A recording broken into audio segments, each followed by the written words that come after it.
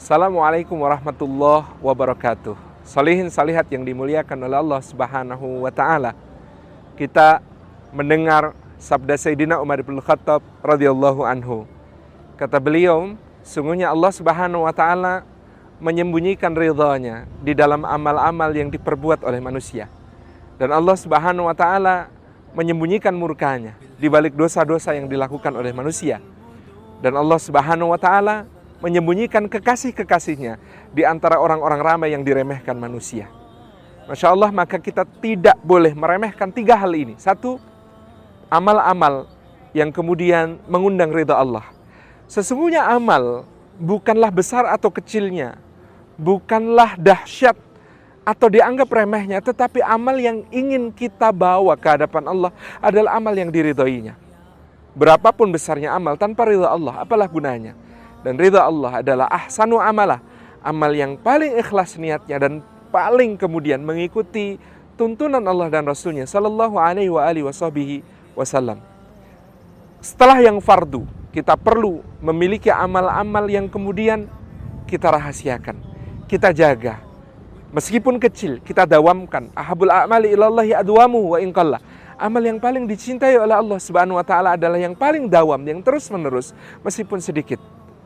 Al-Imam Abu Dawud mencontohkan bagaimana beliau ketika menyeberang dengan perahu di sungai Tigris, sudah sampai setengah jalan, dia bilang kepada tukang perahu, bisa tidak balik sebentar? Kenapa? Karena ada orang bersin di tepian. Ketika ada orang bersin di tepian, dia mengucapkan tahmid, belum ada yang mengucapkan tarhim kepadanya. Imam Abu Dawud mengatakan, bisa tidak balik? Kemudian tukang perahu itu dibayar oleh Imam Abu Dawud, lalu mendayung balik, dan kemudian Imam Abu Dawud mengatakan kepada orang yang bersin itu, yarhamukallah.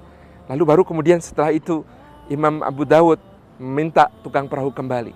Ketika hari berikutnya ternyata semua orang yang ada di dalam perahu itu bermimpi bahwa Imam Abu Dawud, ada suara menyatakan Imam Abu Dawud telah membeli surga dengan harga 1 dirham. Sebagaimana kata-kata beliau, la'alla mujabat doa. Mudah-mudahan kalau beliau membalas dengan yahdikumullahu yuslihu balakum, itu doa yang diijabah oleh Allah. Yang kedua, jangan pernah meremehkan dosa kita kepada Allah, karena bukan besar kecilnya dosa, tetapi kata Fudail bin Iyad, ini adalah seberapa besar, maha besarnya zat yang kita durhakai.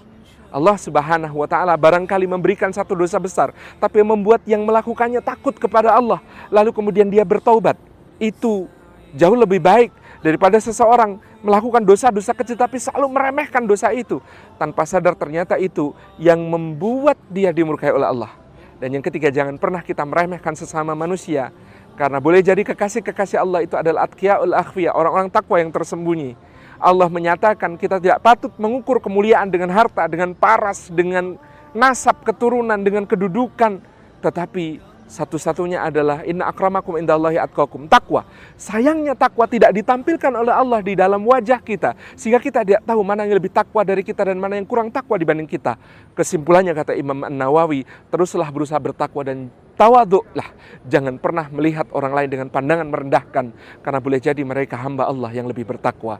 Wassalamualaikum warahmatullahi wabarakatuh. I'm a Muslim, that's what makes me happy, and that's the truth. Because I'm happy, because I have the noble Quran, and that's where I get my rules. Because I'm happy, because my Lord